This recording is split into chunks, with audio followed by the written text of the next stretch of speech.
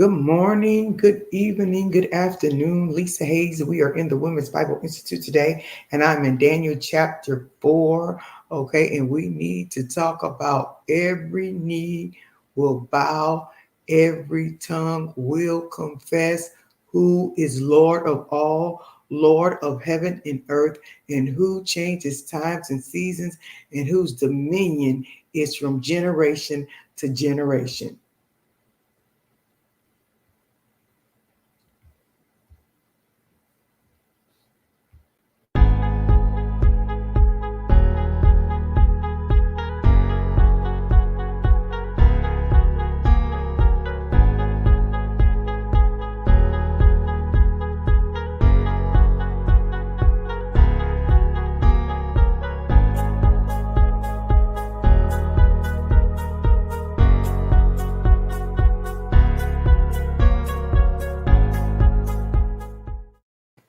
All right, back with you. And once again, shout out to home educators.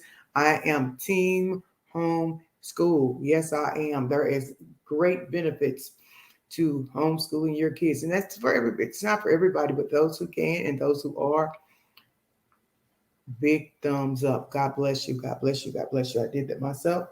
And I know the benefits of doing that as well. So God bless you. Now we are in um, uh, the book of Daniel for a reason because it speaks to our times. It does, okay? And I also pray that your children are 10 times wiser, okay? 10 times wiser and more well-rounded when it comes down to the systems of this world as they begin to indoctrinate the next generation. Not for good either, but the Lord's going to teach us how to live over and above that particular system. Now, I'm looking at Nebuchadnezzar's second dream in Daniel chapter 4. And it starts off with a testimony. And the testimony is valid because, this is his salutation to the Lord saying what God did for him. And then he explains what the dream is, okay? This is his second dream. And, sometimes dreams are, they come as a result maybe of what you had to eat. And also maybe as a result that you did not hear or discern the voice of the Lord or what he was communicating to you before you got before you went to sleep. Okay. Job 12:6, I believe that is, tells us that, the Lord talks to us once. I'm sorry, that's 33. Job 33. He talks to us once. During the day, we don't listen. He talks to us twice during the day. We still don't listen. And then he talks to us three times and we still have a problem discerning how heaven is communicating to us. And I know in the last chapter, he gave Nebuchadnezzar the king a strong warning about why it is his people stand with him versus him, because it's like the whole you look crazy to a group of people who get paid to follow the system. Okay. And although these people, had an occupation within that system and were supervisors of that system, there is only so far you can go when you have to say, no, enough is enough. And so you have to turn to God. Never mix your faith with government. Now, because government will not hear the voice of God. If you mix your faith with government and allow government to govern your faith and they become one, you will not hear the voice of God. That you will not be able to hear the voice of God because government is going to regulate all your actions and create a scenario or conditions for you to begin to curse God with your life. Okay, that is what the government of man will do, because there is a higher authority than the government of man. When all the courts go in the direction of the world, when all the politicians go in the direction of the world, all the community leaders go in the direction of the world, the only voice that he has is the voice of his people, so that gives him not necessarily permission, but allows him into the situation to bring change. Okay. And so what happened in the last chapter was they stood their ground in the fact he wanted them to bow. And that's what systems do. Systems of this world expect you to come under and surrender and become held captive to another system, or they will become violent against you, just like what we've seen in the third chapter of the book of Daniel. He became violent because men get artilleries and heavy weapons and things like that, how to make bombs. Why is he trying to make a bomb? So he can go blow some people up. You get this technology, and the technology is not to necessarily protect the people in the nation. Okay, the technology is put together to gain dominion and authority by fear, okay, and violence, to take authority over you. Understand that. And this is why Christ came, so that we could see who an oppressor is, who the oppressor is, and who is not the oppressor. And he also gave his life as a ransom so that we can come out of oppressive systems. That is a big deal, but it gets much better than that. But I talk about that later. I will. Nebuchadnezzar the king, okay, to all peoples, nations, languages that dwell in all the earth, peace be multiplied to you. Understand this about a one world government. We are in Babylon. We did not see this in Genesis. Genesis was the beginning of systems, okay, being set up like this happened. We are now seeing the head of it, that all religions, all politics come out of Babylon, out of this place that we saw at the beginning of the book, in the Genesis of life. All politics and all religions come out of Babylon. This is that place. This is the place where the genesis of all this happened, that set itself up against God in a one world system. This is a global enterprise. So globalism is nothing new. You just get a different name. Communism is the beast system that that the scripture warns us about.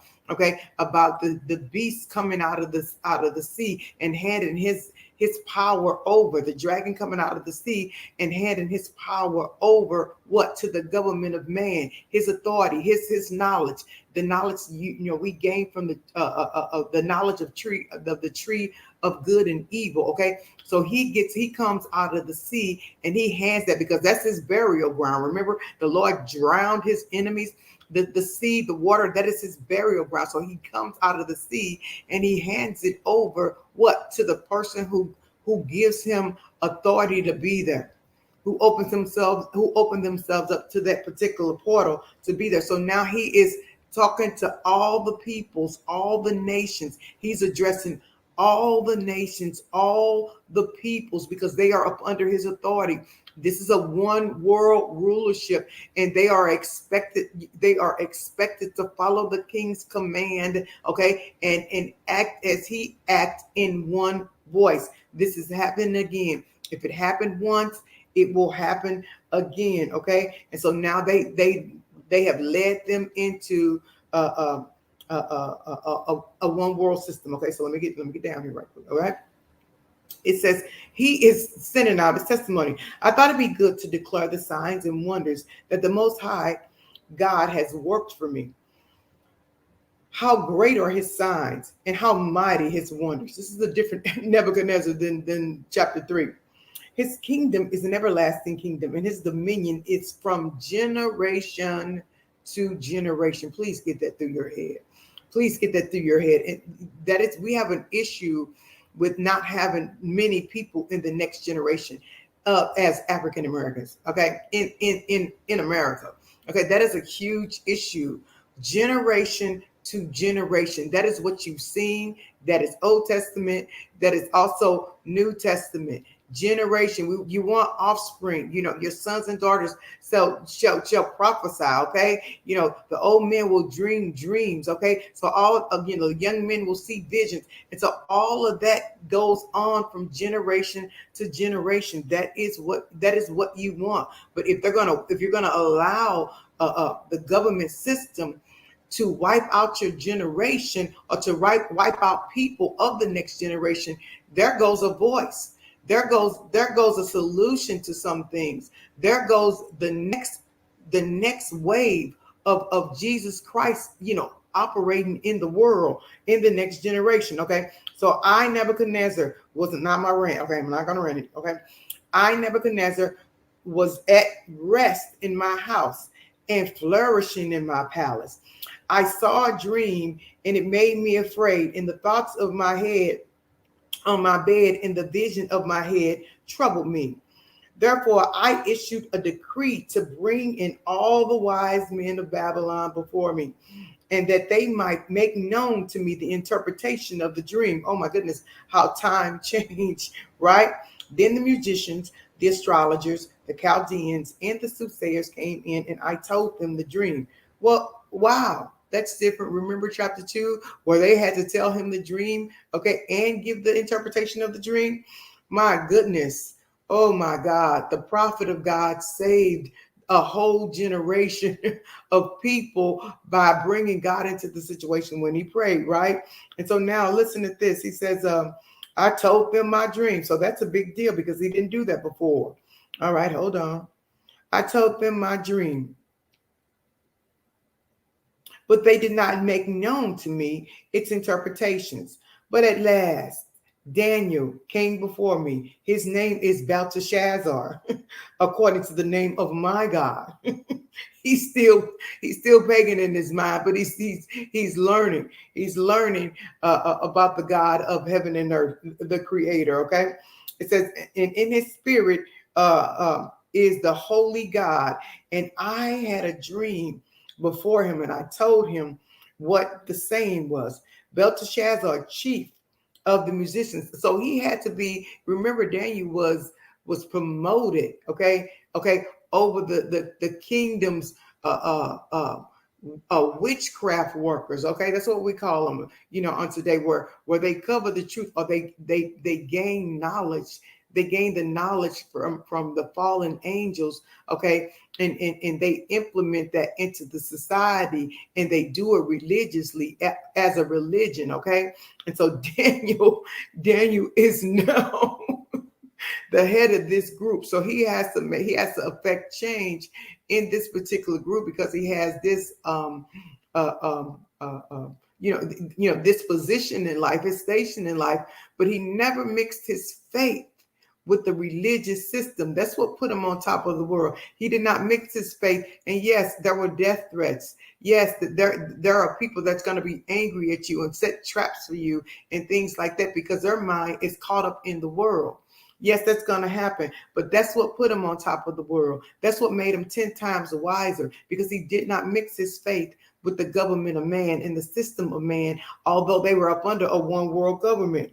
Okay. And he can't, there's no way. I mean, he's a respectful man, because that's the first thing that's important to man is respect. But at the same time, he does not give the king tell the king what he wants to hear. His whole faith and mindset is a total outside entity that he brings into the situation and talk to the king, because the king has influence over the whole world. And whatever happens, spiritual wickedness in high places comes down and affects all the rest of us in the world. Okay. And so Daniel has to speak what God is saying. Daniel has to speak what God is saying, because no one else is doing that at this particular time. No one else is doing that. So he goes into his closet, his secret place, and he finds out what the interpretation of the dream was. So he tells him first, he explains the dream. And I love this, okay? I was looking, and behold, a tree in the midst of the earth, and its height was great. The tree grew and became strong.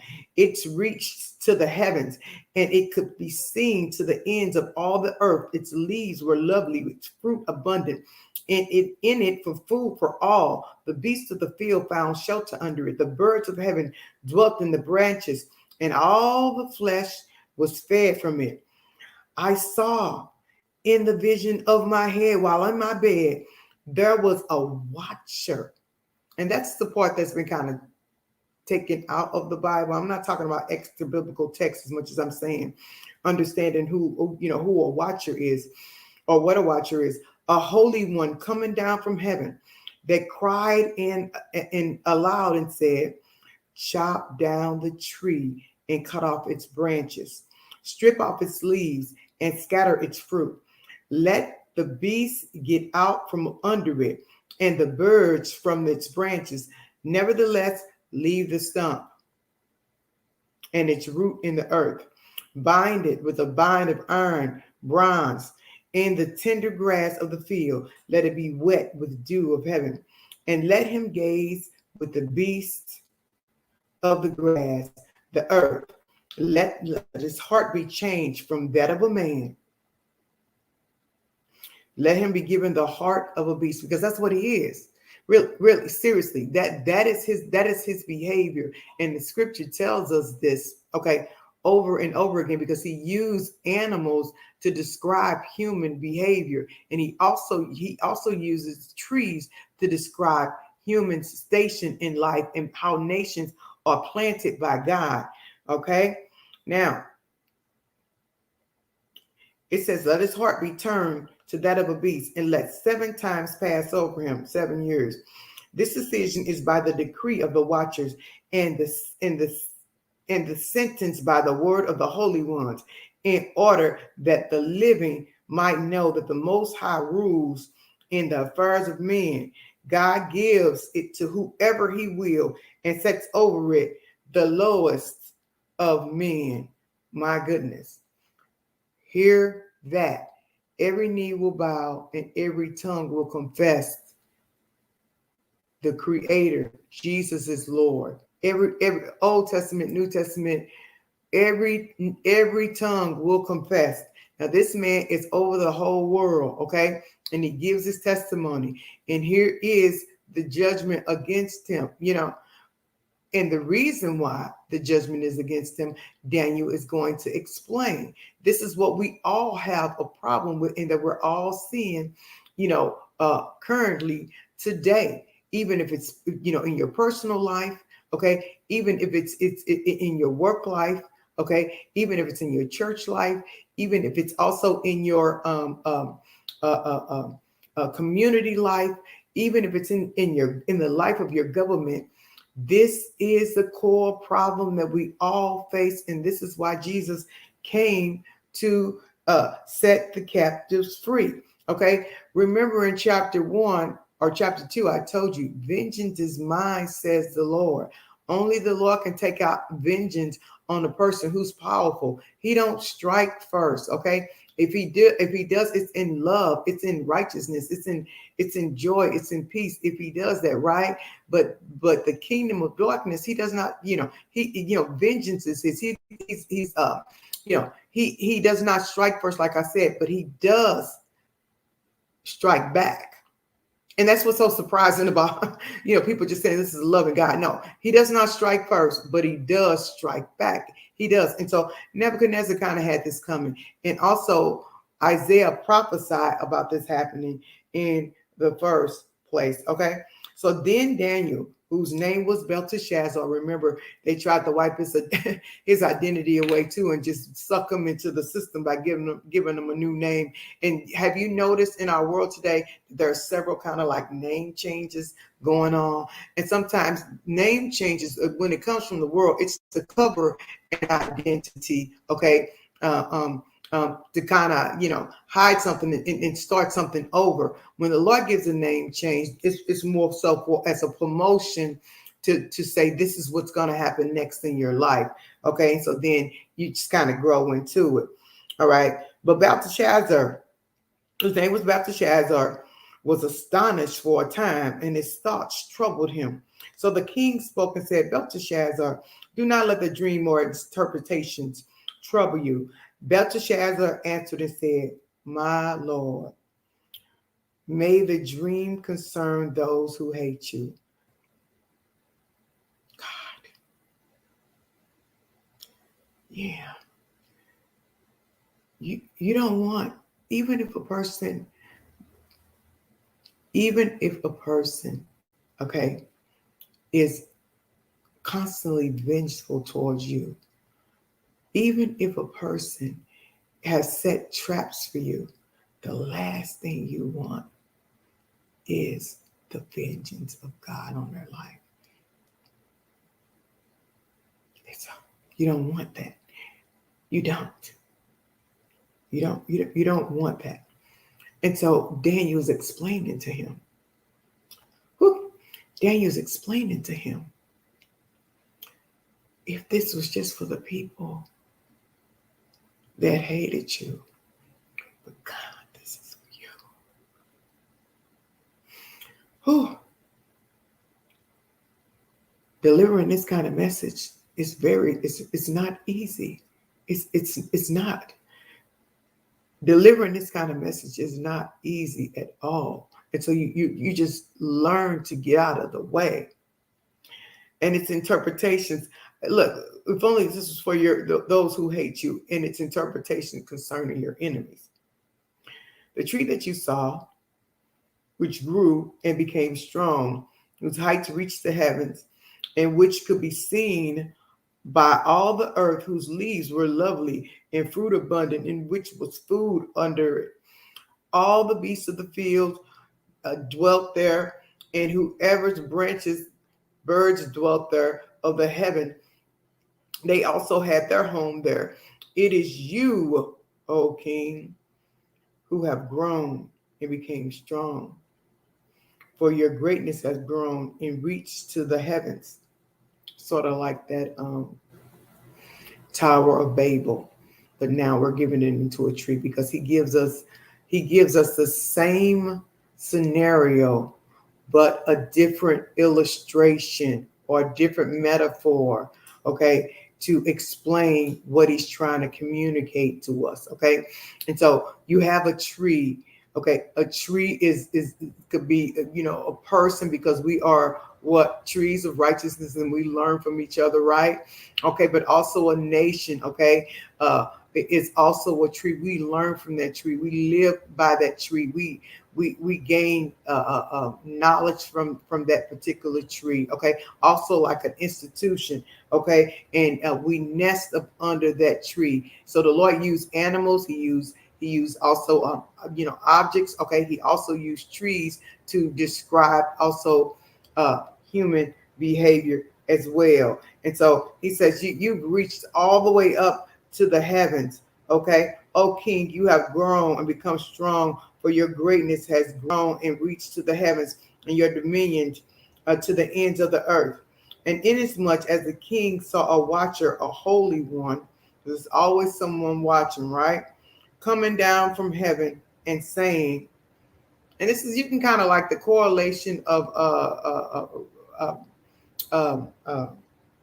Revelations. Okay, when you see the angels coming down as heaven too, because those are the ones that execute the judgment of God, the angels. Okay, and they work on behalf of those who are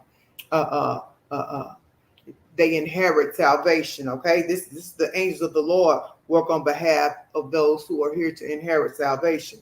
Okay, because this is his third encounter where he has ran into the Lord. Okay, we're not just talking about some average Joe or ordinary person. We're talking about somebody who is ruler and who has dominated the whole world, but the Lord allowed him to do that. And he never embraced God's mercy until he had this next encounter, okay, with God. It says, the watchers that you saw, inasmuch as the king saw a watcher, a holy one, coming down from heaven and saying, chop down the tree and destroy it, but leave its leaves and its stump and its root in the earth. Bound it with a band of iron and bronze in the tender grass of the field. Let it be wet with the dew of heaven, and let him gaze with the beasts of the field till 7 times pass over him.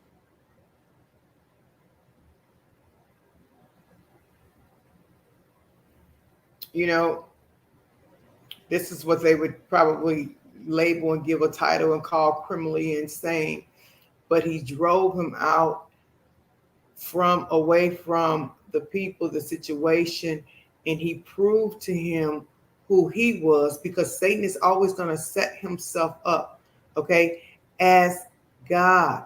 He is. And the problem with that is when you have to bow to whatever system that is pushing and propagating its agenda, whatever it is, and it always leads to sex. The last thing that happens that takes over a nation is the elevation of mixing the sexes and mixing animals and people and things like that, and expecting others to bow. That's the beginning of the end of something.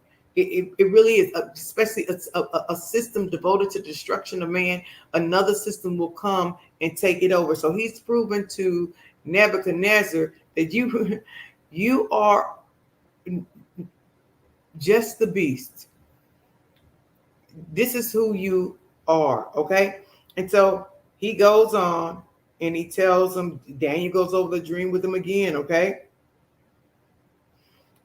Goes upon him again. So therefore, King, let my advice be acceptable to you. Listen what he says. Break off your sins by being righteous. What did he do wrong? What did he do wrong? What? Your iniquities by showing mercy to the poor. That's how he became rich. Through oppressing the poor, because the people are an invaluable resource. But unless you subdue the people, you can't control the people. You know, this is the sport of politics is war.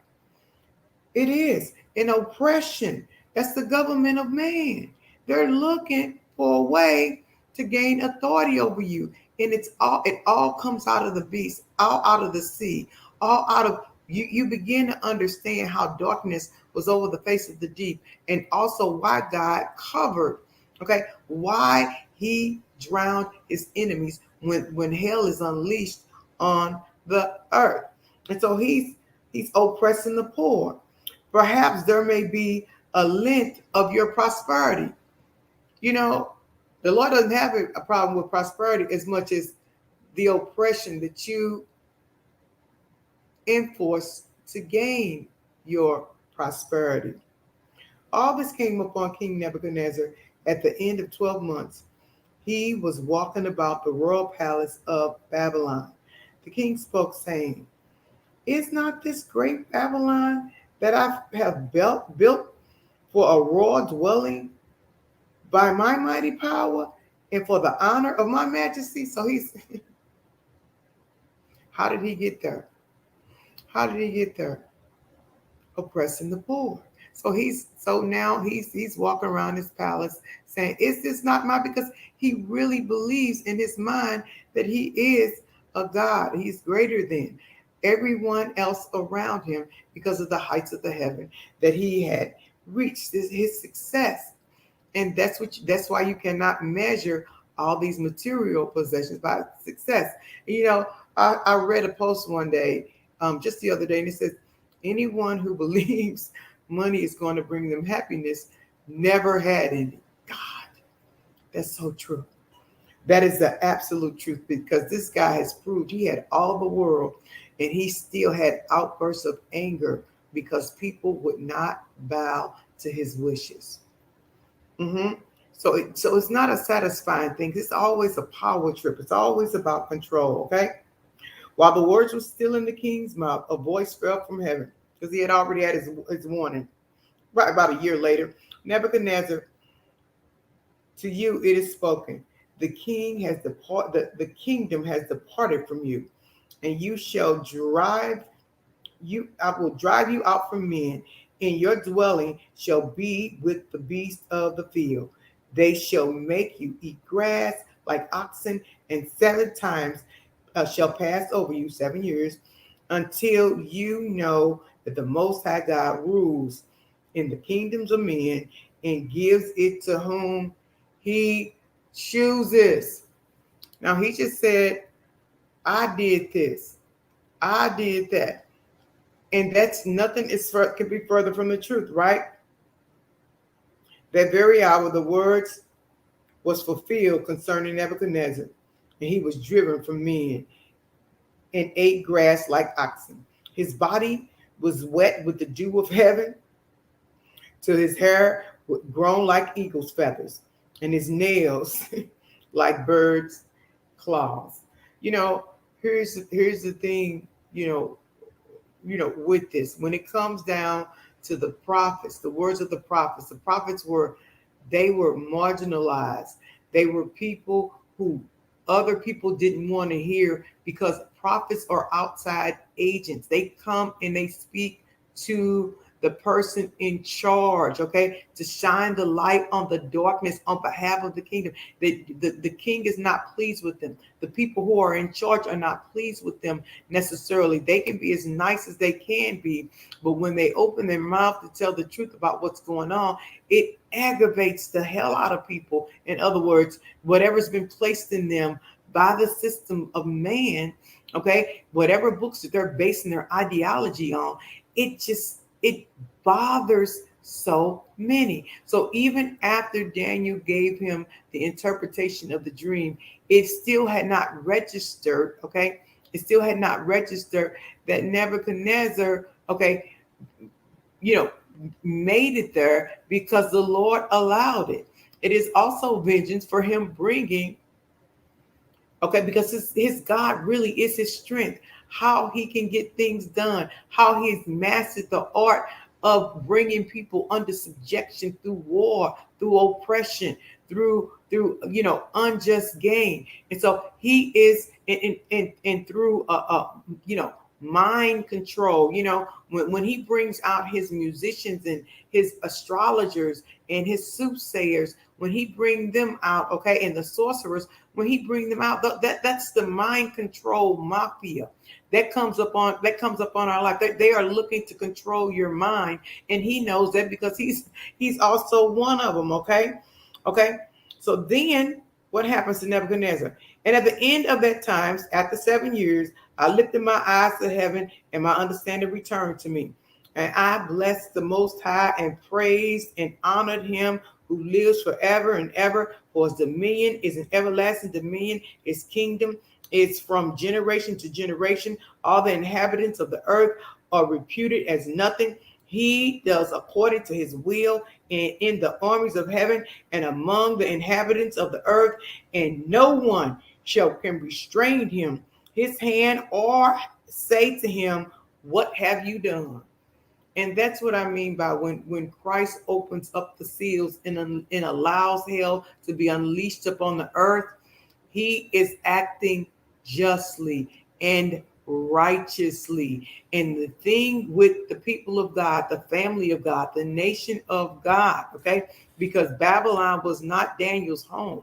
He was of the nation of God. Just hear what I'm saying. So you do not mix your faith with any government. You do not make the mistake. Right now in Canada, they have churches signing papers, okay, to say they're not going to say this, they're not going to say that. Do not ever let a government do that. You take your faith and give them all the government papers back, okay? Because it is a lawless deed. Satan uses the government of man to create laws, okay, to get you to break God's law. Okay, the Lord never told us, okay, just because man wrote a law that, okay, and then break God's law to keep man's law. And no, we're not saved by the law, but the law is for the lawless, and it lets us know what is lawless in his eyes, in the eyes of the Lord. And this is why he wrote it down. Okay, what is lawless? So man is hell-bent on creating a way to pull you off sides, to pull you off of what God told you, to break God's law, and you have to be in agreement with it in order for it to flourish. Sometimes it happens out of ignorance, but sometimes you have to measure that up against what God is saying, because he wants to control you. He wants to be God. He sets himself up as God. But then the Lord brings the vengeance, okay? He don't strike first. He just strike back, okay? And Nebuchadnezzar, he came in, and he's been doing this for a long, long time, but he came in. God showed him mercy over and over and over again, but yeah, he did not turn and show mercy to the people he was oppressing. That's the problem. As a matter of fact, he kept heaping things upon himself and taking life in order to do it. Notice how he was about to kill all of his wise men, his council. Notice how he was about to kill Shadrach, Meshach, and Abednego, because they did not bow to him. And the Lord gave them a testimony every time to show his great wonders. That's how far he was gone. All his power and authority, just like the Tower of Babylon, reached to the heavens and could be seen throughout all the earth, because he had control over all the earth. But what he did not know, the Lord used that. Okay, he used that kingdom of darkness, of the kingdom of man, to show his power and authority, just like he did in Egypt, because man will not allow you to go. You need God's intervention.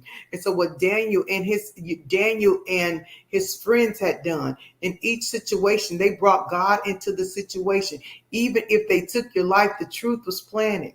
Okay, because the kingdom of darkness takes and covered the truth. Okay, they did it with Christ. They buried him, and even to this day, he's being discredited in some people's eyes as not the true Messiah, not the one who died for the sins of the world. In some circles, it is that way. Okay, because they buried the truth. Just because the truth is buried still does not mean that it's not true. And you know how things that are dangerous, that's detrimental to us, begin to continue to increase.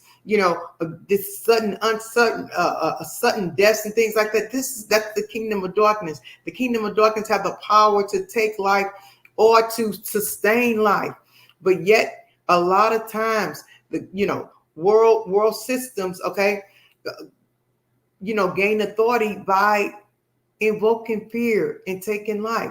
And that's what makes it so godless. That's where the vengeance comes in. That's where the vengeance comes in. Okay. At the same time, my reasoning returned to me, and for the glory of my kingdom, my honor and splendor returned to me. My counsel and noble resort to me. I was restored to my kingdom, and excellent majesty was added to me. Now I, Nebuchadnezzar, praise and extol and honor the King of heaven, and all whose works are true, and his name and his ways are just, and those who walk in pride, he is able to put down. Wow. Look like the chickens and the rooster are crowing. Okay. All right. Sorry about that. Sorry about that brief interruption of the roosters. The roosters crowing. All right. So, this is actually morning time. All right. But understand, man's system is not greater than God's system, not greater than the laws of God. And that's something that we still have to become familiar with. No, we are not saved by the law. We're saved by the blood of Jesus Christ. Yes, we are. But if we become familiar with that, we will understand who's God's enemy, the mindset that's God's enemy. Okay. But he restored everything back to Nebuchadnezzar. He did, but he had enough. He had enough to go around probably for several generations. But man hoard things upon himself, all the artillery to gain control, because he still believes this God. Oh, my God has blessed me. My God has blessed me. No, that's oppression. There's not enough to go around. How could you be happy with yourself, right? And you have these people over here suffering. There's no way in the world, with all the hoarding that's going on right now, there's no way in the world people should be starving. There's no way in the world that should happen. But you know what we have more of? We have a bunch of food, but we have a bunch of artillery. We have a bunch of bombs. We have a bunch of traps. We have a bunch of things that set itself up against the knowledge of God. But vengeance belongs to him. And what did I say in the beginning? Every knee shall bow, and every tongue will confess that Jesus is Lord. He is Lord, and his reign, although he was not physically here, okay? Even in the Old Testament, his reign is from generation to generation to generation, no matter who this person is. And so Daniel respectfully dealt with the king and told him the ways of the Lord, and he discipled him. He discipled a nation. He discipled him and all the other musicians about who? The God of the creator of heaven and earth, who controls it all. Although the systems of this world is perpetrating what? A non-truth issue. All right. God bless you. Lisa Hayes, Women's Bible Institute. And I will see you next week. Bye.